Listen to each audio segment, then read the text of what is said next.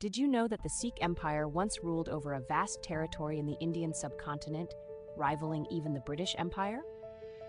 Today, we explore the fascinating history of this remarkable empire. The Sikh Empire was established in the late 18th century following the decline of the Mughal Empire. Under the leadership of Maharaja Ranjit Singh, the empire unified the Sikh misls, or factions, creating a powerful and secular state.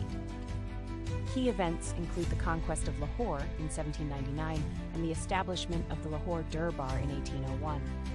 Ranjit Singh's military prowess and strategic alliances enabled the empire to flourish until his death in 1839.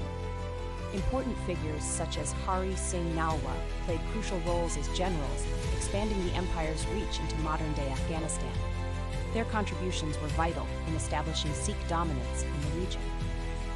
The empire's legacy is profound, fostering a spirit of tolerance and secular governance that influenced the region's cultural and social dynamics. Even today, the values of the Sikh Empire resonate in modern India. From a historical powerhouse to a lasting cultural influence, the Sikh Empire teaches us about resilience and unity.